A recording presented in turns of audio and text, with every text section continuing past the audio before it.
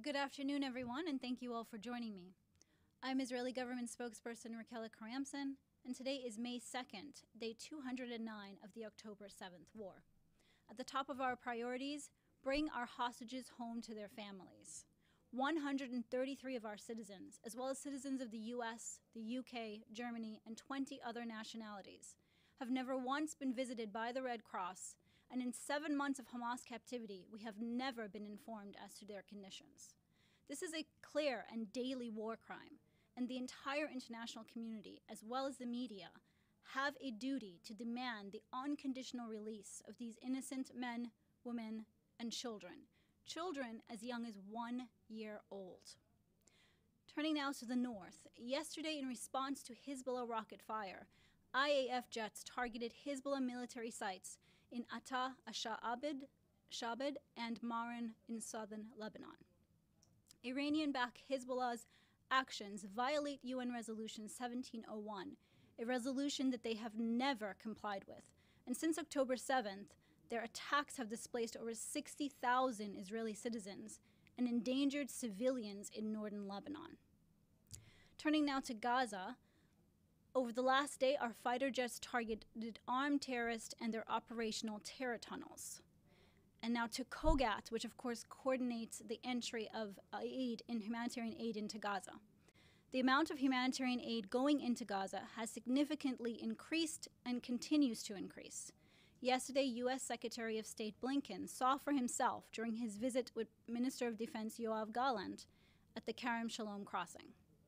Yesterday, 406 humanitarian aid trucks went into Gaza.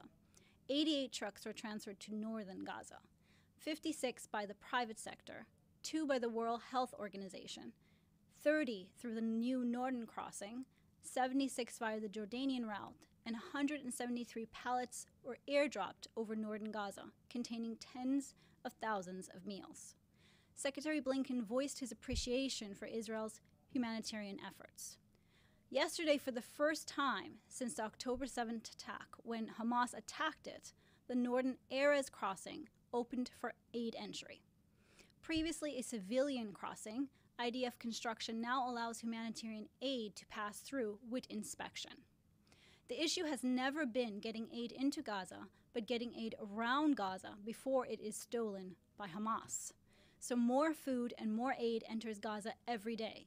In quantities, 80% more food is going in compared to what was imported to Gaza before October 7th. More than 26,000 trucks of aid have gone into Gaza. That's more than 480,000 tons of food, water, medical supplies without limit, and shelter. The humanitarian aid arrives in Gaza by sea, by air, and by land. And now on anti-Semitism on the U.S. campuses, the Prime Minister met at his office in Jerusalem with Yeshiva University President Rabbi Dr. Ari Berman. They discussed at length ways to fight the wave of anti-Semitism on U.S. campuses. The Prime Minister praised Dr. Berman's initiative for U.S. university heads to participate in the March of the Living in Poland, in which they would explore the remnants of the Holocaust. That brings me now to the end of today's briefing. I would now be happy to take your questions. Please do put your questions in the chat along with your news outlet. Thank you so much.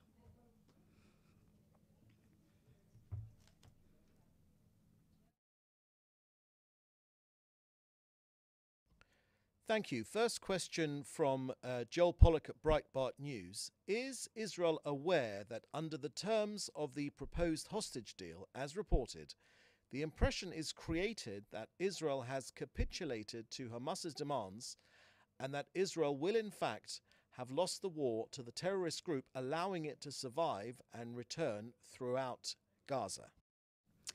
Thank you for the question. As we've stated from the beginning, our war goals remain the same, and that is to return our hostages home and to make sure that Hamas never again can pose a threat to us from Gaza. And that includes that Hamas is not in any way in power in Gaza or in any way able to continue to grow or continue to replenish their terror army. You know, with these negotiations, the only thing preventing a hostage deal is Hamas. Israel has come again and again to the negotiating table and has made very difficult concessions on our end to bring our people home. Hamas only hardens its conditions and entrenches itself in its own reasonable demands. So again, the only thing preventing a hostage deal at any of these negotiation tables is Hamas. Thank you for the question. Thank you. Question from Frank Gardner at the BBC. Could you give us some idea of timing for the planned Rafa assault? As the Prime Minister has stated, the operation in Rafa is required to eliminate the terror threat by Hamas, and we are in preparations to do that, to enter Gaza.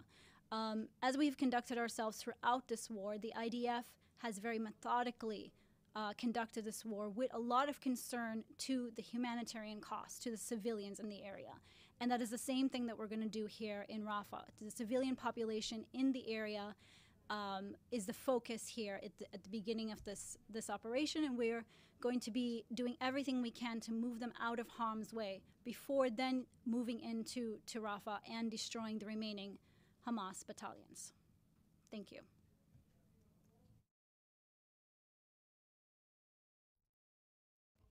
Thank you. Next question from Lauren Fryer at NPR. Does the Israeli cabinet plan to vote tonight on whether to take Al Jazeera off air inside Israel?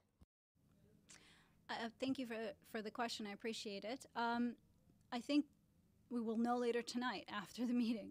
I don't at this time have anything to add. Thank you. Further question from Laura Frey at NPR. The UN says there are reports of canned food delivered to Gaza being booby-trapped with munitions.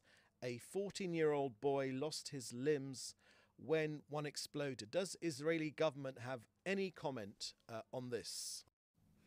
Thank you for the question. As I said, we have been Israel facilitates the entry of the aid into Gaza, so the entry of the trucks.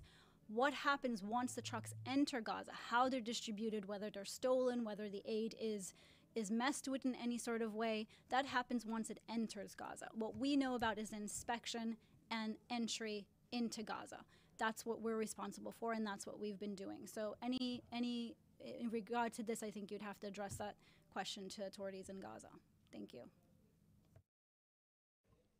Question from Jim Williams at Zenga International News Service, Washington, D.C. Would you please clear up the miscommunication that the U.S. is against Israel going into Rafah?